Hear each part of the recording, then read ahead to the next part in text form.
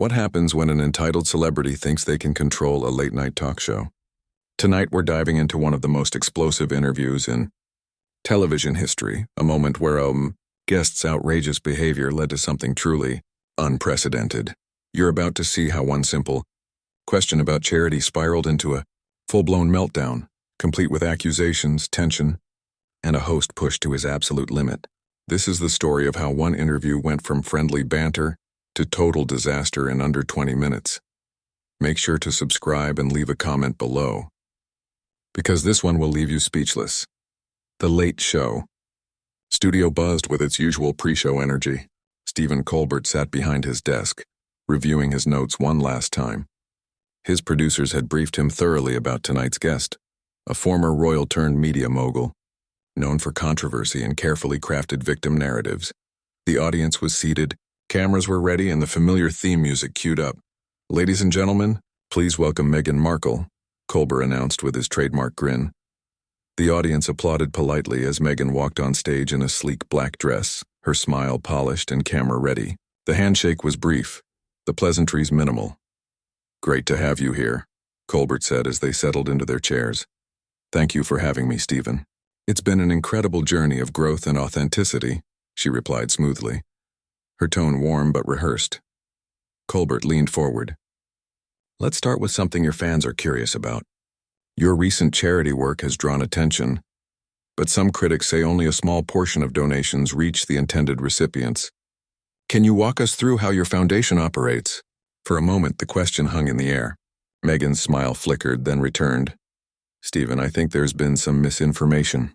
What we do is create sustainable change, not just throw money at problems." "But according to financial reports," Colbert interjected, "over 70% of your donations go to administrative costs and salaries. That's significantly higher than most reputable charities." "I'm not here to discuss internal financial matters," Meghan replied sharply. "I'm here to talk about the positive impact we're making." The audience sensed the tension. Colbert glanced at his notes before continuing. "I understand, but transparency is important when you're asking the public for donations. Surely you can explain why such a large percentage goes to overhead." "What I can explain," she shot back, her tone hardening, "is that you're clearly trying to ambush me with gotcha questions." "This isn't journalism, it's a hit job." Colbert raised an eyebrow. "I'm sorry, but asking about public financial records isn't an ambush. It's a fair question your donors deserve an answer to." "My donors? These are people who believe in change, not tabloid gossip," she said, her voice rising. "The numbers come from your own tax filings, not tabloids," Colbert replied calmly. "But let's move on." He adjusted his cards. "You've been vocal about your right to privacy, yet you've done numerous interviews, podcasts, and documentaries sharing deeply personal details. How do you reconcile wanting privacy while actively engaging with the media?" Meghan's expression hardened. "Are you seriously asking me that after everything I've been through? The harassment, the racism, the complete lack of support? I'm asking about the contradiction between wanting privacy and seeking publicity," Colbert clarified, his tone still even. "There's no contradiction when you're correcting lies," she said, her voice tense. "When people spread false narratives, you have a responsibility to set the record straight. But some of what you've shared goes far beyond correcting misinformation," Colbert pressed. "Your recent podcast, for instance, discussed private family moments." "Isn't that—" "Those weren't private moments," she interrupted. "They were examples of the systemic issues I was facing." Colbert nodded slowly. "All right, let's talk about those systemic issues. You've made serious allegations about racism and lack of support within the royal family. But when asked for specifics, you often speak in general terms." "Can you give us concrete examples?" "I've given plenty," Meghan said defensively. "People just don't want to hear the truth. They want to protect an institution that's shown its true colors." "What specific incident are we talking about?" Colbert asked gently. "Who said what to whom?" Meghan's jaw tightened. "I'm not going to repeat private conversations." And from that moment, the air in the studio shifted. "But you've already discussed these incidents publicly," Colbert pointed out evenly. "You've made them a central part of your story. Surely you can provide details to support such serious claims." "I don't have to prove anything to you or to anyone else," Meghan shot back, her voice rising. The fact that you're even questioning me proves exactly the kind of bias I'm talking about." The studio fell silent. The tension was palpable. Colbert kept his composure, though his expression showed he wasn't about to yield. "I'm not questioning your experiences," he said calmly. "I'm asking for specifics about statements that have had a major impact on public opinion about the royal family." "That isn't bias, that's basic journalism." "Basic journalism?" Meghan let out a bitter laugh. "This is exactly the problem. You bring me on under false pretenses and then ambush me with loaded questions designed to make me look bad." "The questions were submitted to your team in advance," Colbert replied. "Your publicist approved this line of questioning." "My publicist never approved this ambush," Meghan snapped, her tone turning sharp. "This is completely inappropriate and unprofessional." The tension in the room thickened. The audience shifted uncomfortably in their seats, realizing they were witnessing something extraordinary. Colbert took a deep breath, trying to regain control. "Look, I think we can both agree this conversation has gotten more heated than intended. Let's try to reset and focus on your current projects." "No, Stephen, we can't just reset," Meghan said coldly. "You've already shown your true intentions. This entire interview was designed to discredit me from the moment I walked out here." "That's simply not true," Colbert replied firmly. "These are standard questions, ones any public figure would be asked, especially someone who's made such serious public claims." "Standard questions?" She repeated, her voice pitching higher.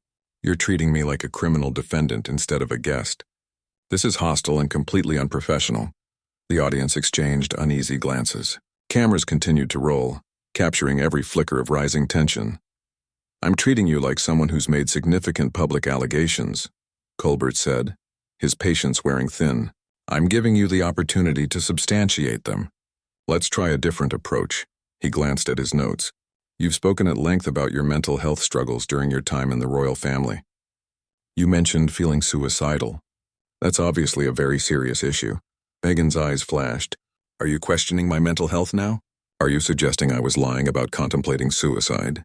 "I'm not suggesting anything," Colbert said evenly. "I'm asking about the timeline and the help you sought. You've said you asked for support and were denied. Who specifically did you ask? And what kind of help were you seeking?" "I went to the institution. The people who were supposed to protect me," Meghan said vaguely. "I went to HR, I went to senior staff. But the palace has stated there's no record of any formal request for mental health support," Colbert pressed. "They've said that if such a request had been made, it would have been addressed immediately." "Of course they'd say that," Meghan scoffed. "They're protecting themselves. They'll never admit they failed someone crying out for help." "So you're saying they're lying?" Colbert asked directly. "I'm saying they're protecting an institution that cares more about its image than the people within it," she deflected. "That's not an answer," Colbert countered. "Did you make formal requests for help? And to whom specifically?" Meghan's face flushed. "I don't have to give you a detailed breakdown of my lowest moments to satisfy your curiosity, Stephen. The fact that you're even asking shows a total lack of empathy." "I'm asking because mental health is serious," Colbert replied. "If institutions are failing people who need help, that's important to discuss. But when serious allegations are made publicly, people deserve details. People deserve to know that I was suffering and no one helped me," Meghan shot back. "That should be enough. The fact that you're demanding proof shows exactly why so many stay silent." "It's not skepticism, it's journalism," Colbert said, his tone tightening. "When someone makes claims that can damage reputations or institutions, those claims have to be substantiated." "Damage reputations?" Meghan's voice rose again. "What about my reputation? What about the years of racist attacks and harassment I endured while they stood by and did nothing?" "Let's talk about that," Colbert said, leaning forward. "You've alleged that members of the royal family made racist remarks. Can you tell us specifically what was said and by whom?" "I've already addressed that in previous interviews," Meghan replied evasively. "Actually, you haven't," Colbert countered. "You've hinted at conversations regarding your son's skin color, but you've never specified who made those comments or what was actually said." "I'm trying to protect people," Meghan replied, her voice tightening. "Even people who didn't protect me." "But you've already implicated those people publicly," Colbert pressed. "If you're going to make such serious allegations, don't you think you owe it to everyone involved to be specific?" "I don't owe anyone anything," Meghan snapped. I've been through enough without having to justify every detail of my trauma to satisfy your need for a gotcha moment. This isn't about gotcha moments, Colbert said, his composure beginning to fray. This is about truth and accountability. You've made claims that have had real consequences for real people. You can't make vague accusations and then refuse to clarify them when questioned. I can do whatever I want, Meghan said defiantly. I don't answer to you or anyone else. I've told my truth and that's enough. Your truth? Colbert raised an eyebrow. There's only one truth, and if you're not willing to provide details about these serious allegations, maybe they shouldn't have been made public in the first place. How dare you? Meghan said, her voice trembling with anger. How dare you suggest I shouldn't have spoken out about the racism and abuse I endured? You have no idea what I went through. I'm not saying you shouldn't speak out, Colbert replied firmly. I'm saying that if you do, you should be prepared to back up your claims with specifics. I don't have to back up anything for you, Meghan fired back. The fact that you're demanding proof of my trauma shows exactly the kind of victim-blaming mentality that silences people. I'm not victim-blaming, Colbert said, his voice rising slightly. I'm asking for the same level of accountability any public figure would face when making serious allegations. Any public figure? Meghan laughed bitterly. You mean any black woman who dares to speak out against powerful white institutions? Because that's what this is really about, isn't it? The studio fell silent. Even the production crew froze, taken aback by the escalation. Colbert stared at her, visibly stunned. That's completely inappropriate, he said finally. You're now implying that my questions are racially motivated. That's both unfair and untrue, is it? Meghan challenged. Would you be grilling a white woman this aggressively about her mental health and her experiences with racism? I would ask the same questions of anyone making such serious public claims, Colbert replied, his tone clipped. Race has nothing to do with it. Everything has to do with race when you're a black woman speaking truth to power, Meghan shot back. But you wouldn't understand that, would you? The atmosphere in the studio was electric. The tension stretched so tight it could snap at any second. Colbert's trademark composure was gone, replaced by visible frustration. The audience sat in stunned silence, watching what had become a complete breakdown of a late-night interview. I need to stop you right there, Colbert said, his voice cutting through the air. You just accused me of racial bias for asking legitimate journalistic questions. That's completely out of line and frankly insulting. Insulting? Meghan's voice cracked with fury. What's insulting is being brought on this show under false pretenses and then ambushed like this. You're tearing me down because you can't handle a strong black woman speaking her truth. This has nothing to do with your race or your strength, Colbert said, his patience visibly gone. It has to do with your refusal to provide basic substantiation for the claims you've made publicly. That's not strength, that's deflection. Deflection?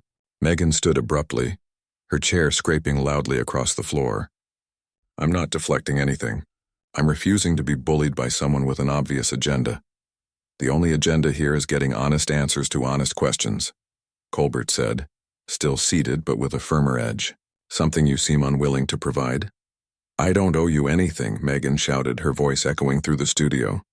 I came here in good faith and you've turned this into a witch hunt. Good faith? Colbert shot back, his voice rising. You've accused me of racism, questioned my professionalism, and refused to answer basic questions about your own public statements. That's not good faith, that's manipulation. Manipulation? Meghan's eyes blazed. You want to talk about manipulation? Let's talk about how you've edited this interview to make me look bad. Let's talk about how you framed every question to trip me up, Meghan shot back. This is a live taping, Colbert replied incredulously. Nothing has been edited. Everything you've said and done has been in front of this audience. That's exactly what someone with an agenda would say, Meghan retorted, her tone increasingly erratic. You've probably even coached the audience on how to react. The audience exchanged uneasy looks. A low murmur rippled through the crowd as confusion and discomfort spread. A few shook their heads in disbelief. Are you seriously suggesting I've manipulated my own audience? Colbert asked, his disbelief turning to frustration. You're not just attacking me now. You're questioning the integrity of this entire show and everyone in it. I'm exposing how the media really works, Meghan declared, her voice edged with hysteria. This is exactly what I've been talking about. This is the kind of treatment that drove me to contemplate suicide.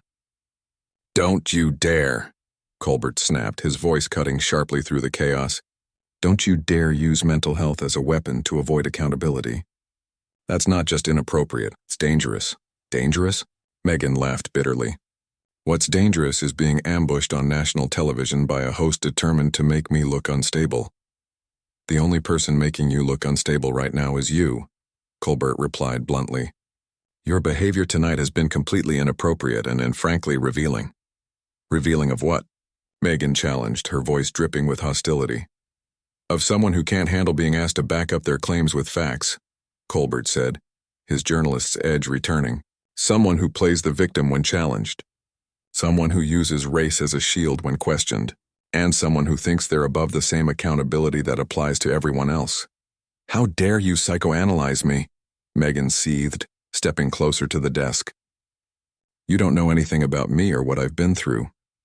I know what you've told the public, Colbert replied steadily.